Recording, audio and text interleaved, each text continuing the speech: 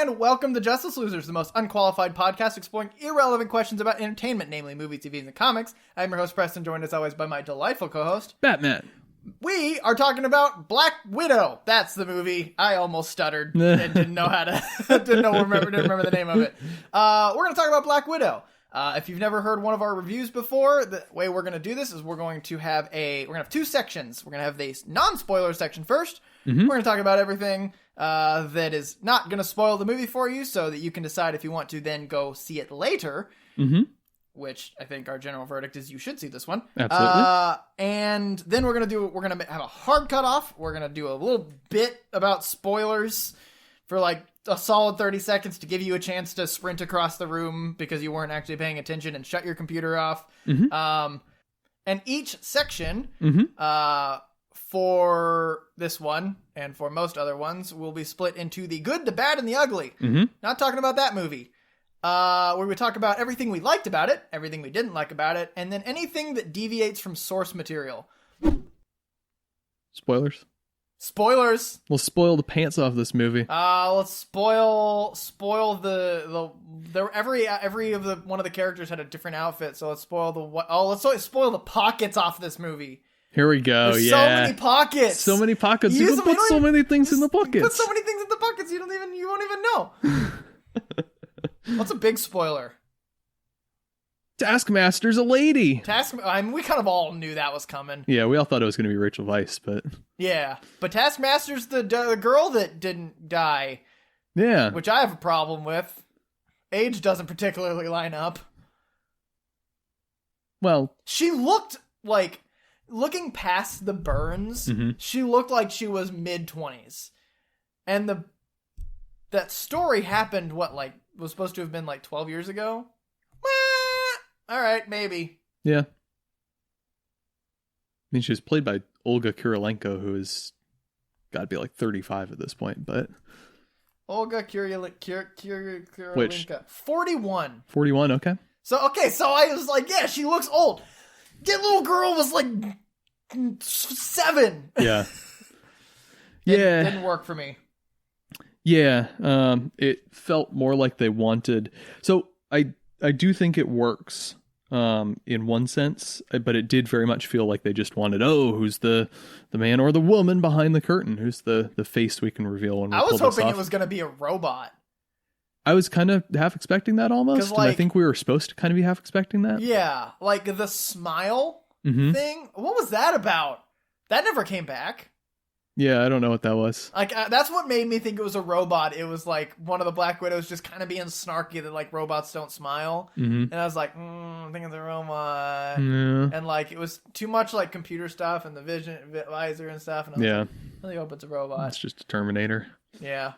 Pretty much. But what's good? Well, speaking of Taskmaster, one of the many thematic threads that they touched on in this movie was the sort of the duality and violence begetting violence and stuff like that. You see that a lot with, for example, when Natasha first comes to Yelena in Budapest. Pest. What? Pest. Budapest. We never talked about him. He existed. He was good. I loved him. Anyway. When they first come to Budapest, they fight and they do the cool little both disarm each other, and it's a very back and forth fight. They're kind of using the same moves on each other. Yeah. And it's just the self-destruction, and Taskmaster's sort of the iteration of that, violence following violence and vicious cycles and all that. And so the idea of having it be someone who came to this violent situation because she was, as an innocent, just thrust into it by Black Widow's destruction and violence, it makes sense thematically. Mm-hmm. It just did very much feel like, oh ho ho, what a plot twist. Yeah. And it wasn't a theme that they leaned into enough. They certainly didn't say anything much explicit about it. Yeah. They were mostly talking about just the family themes. Mm-hmm. But I can see a version of it where it works. So kind of a good and bad. Yeah. A little bit melancholy there. Yeah. Yeah. Let's see. Could we talk about that cold open? That cold open. Holy balls, that cold open. That man. was so cool. Yeah. Just like the sniping, like, just like, I don't know. That just. You're talking specifically about the plane, right? Like that whole plane scene, or just like the whole thing in general? The whole thing. Okay. Beginning to end. So let me walk me through yours. Like Okay. What stuck out to you? All right. So it starts, and we've just got, little kids being kids, and we're immediately endeared to them and are sympathetic to both of them. We like the older sister, and she's become the main character that we identify with very quickly, which is, that's what we're supposed to do. It's Natasha, as we'll discover before too long here. It was also pretty obvious. I mean, yeah, they're not exactly. You know how movies go. You knew who that was going to be. Yeah. And then they do a fun little the spy escape thing, and the little kid's like, "Yay, we go on an adventure!" And the older kid knows what's going on, and it's fun, just like the tension, but they don't really give anything away. They don't have any obvious like things are going bad until they get to the plane. And then there's some really fun little moments. David Harbour just throwing the thing out of the way, and you're like, oh yeah, you jumped at that. Audibly jumped. I was like, oh my god. Yeah. Audibly jumped. I heard it. Yeah, I heard you. Sounded about like that. Yeah, no, just a great little throwaway to show that he's got super strength. We know that these are, or we suspect that these are spies at this point. Yeah. If you've seen The Americans or know just anything about spy movies. Is The Americans a good espionage? I don't know. I haven't seen it. Yeah, and then just a good shootout, good old fashioned shootout with David Harbour and the rifle, and then there's like actual consequences, and the mom gets shot. And the kid has to take over, and it's always so satisfying when the kid has to step up in the life or death situation of the main character, and you identify with them, and your inner little kid is like, "You can do it, little girl," but it's really terrifying, and you have to yank up. And I was like edging my seat when she had to go up over the trucks, and I was like, I mean, I know she's gonna make it, but I was still really feeling the tension there. It's fantastic stuff. And then they go to Cuba, and things start going wrong, and man. That was really good. Just ratchets up the tension throughout and then pays it off. It sets all the thematic and plot threads in motion right away. I think one of my issues, we always kind of do this in the spoiler section. We don't really have a clear defined good and bad. I think one of my issues was the fact that like we didn't see much of the parents doing the things they did in the first scene ever again. Right. We never see Red Guardian shooting a rifle. Right. Ever again. He's just now punchy man. And big dumb Russian accent man, not secret spy living a double life in the U.S. Different character. And that's kind of what that was like. That scene like made it very clear to me is like, this is going to be a spy movie. And then like the opening credits just had the very much like, it's, I don't know, information, I think is the key thing between like a superhero thing or like an action movie with some spy stuff and a spy stuff with action stuff. Is a spy stuff with action stuff, a spy movie with action stuff is about information. And action movie with spy stuff is about set pieces. Right. And so with the opening credits made it very clear that information was kind of a important piece of this. And it wasn't. Totally wasn't. not all remotely involved. And so that's what the expectations were set, was like, oh, information. But what else? Well, you mentioned it sort of broadly in the non-spoilers, but when Natasha's in Norway and going to get the gas, and then the rocket comes out of nowhere and blows up the car. My god! You can tell something's up, because otherwise they would have just edited it like, okay, she drives off to get gas, so she comes back, she starts it back up. But I didn't know where the thing was gonna be, and like they cut it in, or they framed it in a way that there wasn't gonna be something. And like, because a very common thing that if something's going to come from the side of a car, that you get a profile shot of the person in the driver's seat, so where you can see through the car. Right. Big example of that is the beginning of Shazam, and like you knew that Thad was going to get in a wreck when it's showing you down the road through the car, and I'm like, they're going to get hit by a car. Yep. But this was just like out of freaking nowhere. Yeah. No, it's sudden rocket. There was a lot of just good use of wide shots in this where they'll show a lot of things going on, and this was kind of the first one where I was like, okay, that was cool, that was different. I again audibly jumped.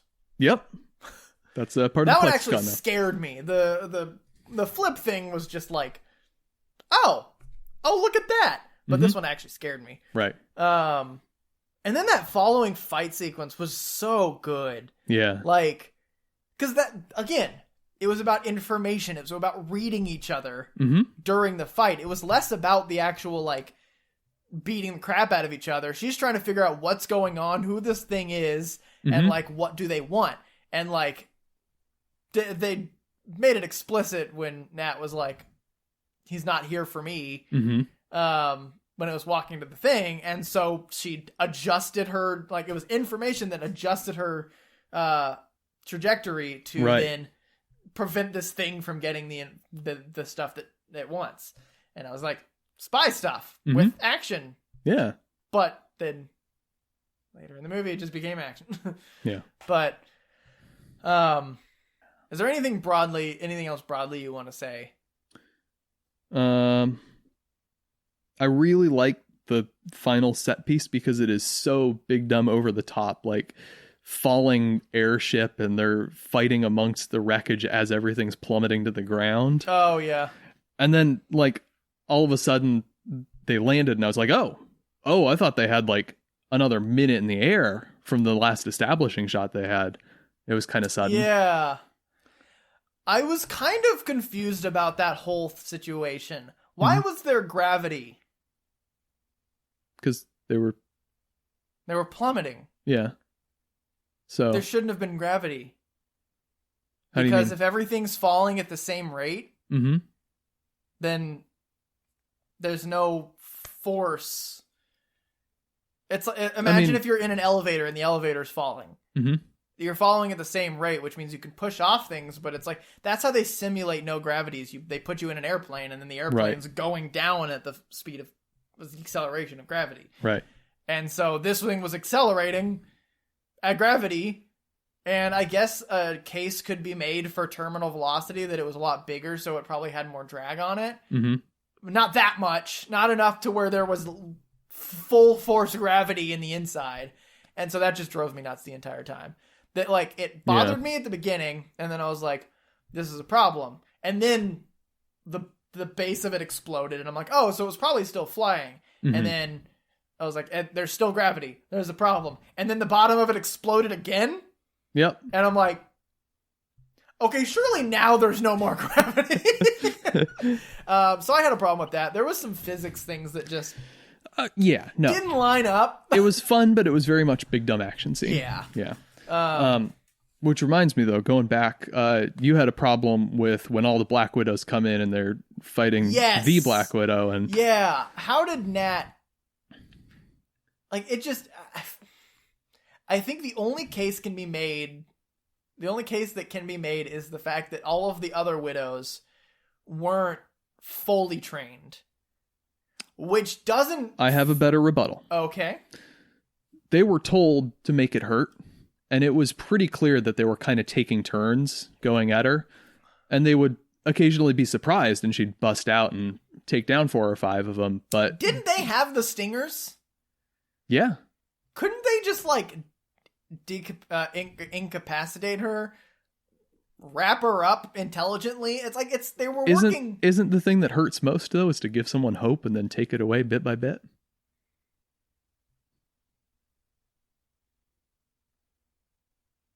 You haven't convinced me, but you've staved me off for now. Okay. Because I went through the exact thought process in the movie. I was like, oh no, we're going to have one of those big fights where it's like 100 of the same equivalent person against the one, and somehow she managed to fight them all off. And then the way they did it, there were a couple of shots where there was pretty clearly just several of the widows just kind of standing in the background, just waiting for their turn. Yeah. And I was like, okay, so I think they're trying to tell us that they're not going all out, because it wouldn't be a fight otherwise. I mean, could have just given them guns and they all shoot her in the head at once. Also, weren't those stingers supposed to hurt way more? And all of them got hit by at least one stinger and then all got up and be perfectly fine? I'm confused by the stingers. What was the line? Pain is the thing that makes you stronger. Yeah, but the stingers would knock them unconscious. Yeah. And then they would just get up. Also, they're widows. They're tough. Pain still hurts. The point of that line of pain is what makes you stronger is you learn from the pain. Right. But when you get knocked out, you're still knocked out. You're not wrong. You're not wrong. But also, these agents are chemically subjugated. You can probably override the pain instinct. Oh, and the pheromones thing was so dumb. That was That was so comic booky. Yeah. Like, this is, like, now you're starting to see why I had so many problems in the last, like, 15 minutes. And then, like, the resolution of, like, all of the family and, like, what happened with everyone. Everyone's just like, cool, shake hands, bye. Yeah. And, like, where did Nat go? Did she surrender or did she just bail? And why was she just standing around waiting? She's only confident when she has the advantage of being on a boat in a different location. Which, that was great. It's also, like, exactly out of Mission Impossible 5. They play that exact thing. God. I just, there was so much, like, and how does, this is me just bitching about it now. How Yelena was so pissed at Alexei. And just was not having it. And then he just, sings her favorite song and all hunky-dory? No, it was the story about his dad peeing on his hands. That's what did it. That was really funny. I love the way that, with you describing it, that there was two characters. Yeah. I love the first character. That he was just, he is big and dumb, but like he's trying to connect with them, and like he genuinely viewed them as his daughters. Yeah. And just like this just well-meaning dumb brute. Yeah. And so he was just like like, what's the point of you saying this? Fathers. Okay. That's how conversations work. This is how we impart the lessons to our children. Yep. We give them something that sounds like a metaphor and let them work it out for themselves. Yep. Yeah, I don't know. I don't understand how Nat went from you aren't my family through we have a mutual goal to you are my family. Like, yeah, there wasn't a connection with any of them, with the exception of Yelena. Like, I understand that connection. Yeah. And I understand that could have been like, even when she was getting mad and she said, like, you're not my sister and stuff like that, that was probably just in the heat of the moment. But, like, they had proved to us prior in the movie that she did view her as a sister, but not the parents. Right. I don't know. It just, like, and didn't connect with me. Yeah. The real friends are the family we made along the way. Vin Diesel would love that sentence. What's the big ugly? Taskmaster. Well, I mean, he's a dude. Yeah, he's a dude, and he's a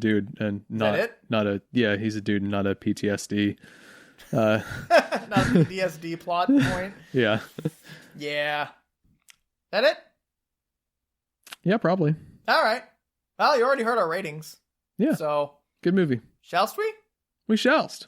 Hey guys, Preston here. Due to the YouTube algorithm, we can only put about 15 to 20 minutes on video. So if you want to listen to the rest of this discussion, you can go listen to our audio-only version on Spotify, SoundCloud, iTunes, and any other app you might listen to podcasts on. Thanks for watching.